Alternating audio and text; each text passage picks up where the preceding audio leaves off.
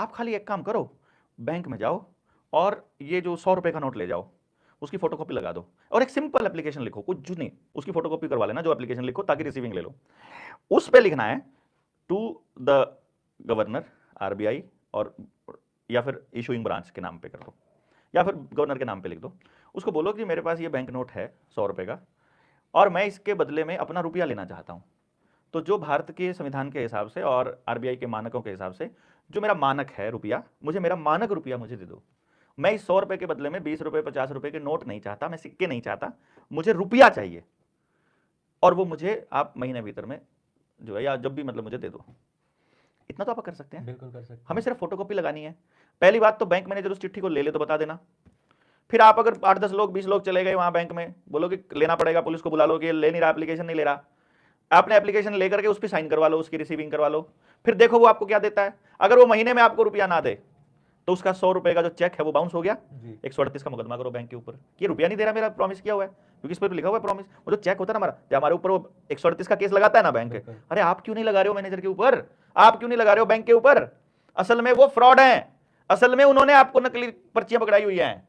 और फिर देखो, बिना स्टैंडर्ड के छाप दिया तो नकली है, तो पूछ लो लिख करके, आपने लोन ले रखा है ना, आपको हक है भाई साहब कि जो आपको लोन दिया था वो रुपया दिया कि नोट दिया। वो कह रहे हैं नोट दिया, तो पहले ये पूछ लो ये असली दिया कि नकली दिया। इतना पूछने में तो कुछ नहीं जाता ना भाई। भाई अपना क्या जा रहा है, हमने चिट्ठी लिखी, भाई मेरे को डाउट आ गया, वो देवेंद्र बलारा ने दिमाग खराब कर रखा है, वो कह रहा है कि बैंक के नोट नकली हैं, मेरे को बता दो नकली है कि असली है। वो कहेंगे असली है, अरे जबानी नहीं, लिखित में दो कि असली है, लिखित में दो कि ये रुपया है, लिखित में दो कि ये भारत का मानक रुपया है। और जिस दिन बैंक वाला लिखित में ना दे, उस दिन तो उसकी गर्दन पकड़ने का टाइम है ना। बिल्कुल है। जैसे वो हमारी जमीन नीलाम करता है, आप क्या नीलाम करोगे बैंक वालों का? तो देने में क्या दिक्कत है कि नहीं? उनको क्या दिक्कत है? इतने वकील बैठे हैं, लिख के भेज दे, लो स्टैंप लगा के दो, बैंक की आरबीआई की दे दो, अपने बैंक की दे दो। और कमाल की बात क्या है, आप तो अगर डिफॉल्टर हो जाओगे तो आपका तो मकान नीलाम होगा, जमीन नीलाम होगी, घर उठा लेंगे, गाड़ी उठा लेंगे, बाइक उठा लेंगे आपकी। तो बैंक अगर डिफॉल्टर हो गया उसका क्या करोगे? एक भी बैंक के पास अपनी एक भी रुपए की प्रॉपर्टी नहीं है। पूरे देश छोड़ो, पूरी दुनिया में किसी भी बैंक के पास अपनी प्रॉपर्टी नहीं है। तो आप बैंक वालों का क्या नीलाम करोगे भाई? गोल्ड आरबीआई अपना लंदन ले जाता है, ठीक है, गाड़ियां जितनी चलती हैं किराए पे, मतलब आपको तो ट्रक के लिए भी लोन दे रहा है, अपनी मारुति 800 भी वो किराए पे रखते हैं, नहीं समझे? सब कुछ किराए पे, गाड़ी भी किराए उस पे नहीं है, उनकी खरीदी हुई नहीं है, ऑफिस एक खरीदा हुआ नहीं है, एक कमरा नहीं मिलेगा आपको उनका। ऐसा कैसे हो सकता है, सोचो जरा।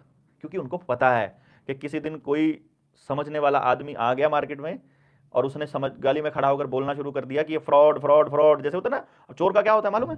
चोर का ये खेल होता है कि वो गठड़ी लादे हुए है और किसी के घर में घुस गया, फिर उसने सोचा ये और देख लेता हूँ, यहाँ आज साफ कर लेता हूँ, और वो देख ले कोई और कोई हिम्मत सा करके चिल्ला दे चोर चोर चोर, वो वहीं गठड़ी वहीं छोड़ के भाग जाता है। तो उसको मालूम है कि जिस दिन देश की जनता चोर चोर चोर चिल्लाएगी, उस दिन तुझे जो कुछ भी होगा, प्रॉपर्टी होगी, गाड़ी होगी, वो सब छोड़ के भागना पड़ेगा। उसकी गठड़ी, इसलिए उसने अपनी गठड़ी बांधी ही नहीं, वो उसको थोड़े से चीज में सोने में ले जाता है, आपको तो देता है नोट पूरे बैग में भर के, और खुद इतना सा सोना बना के भेज देता है इंग्लैंड।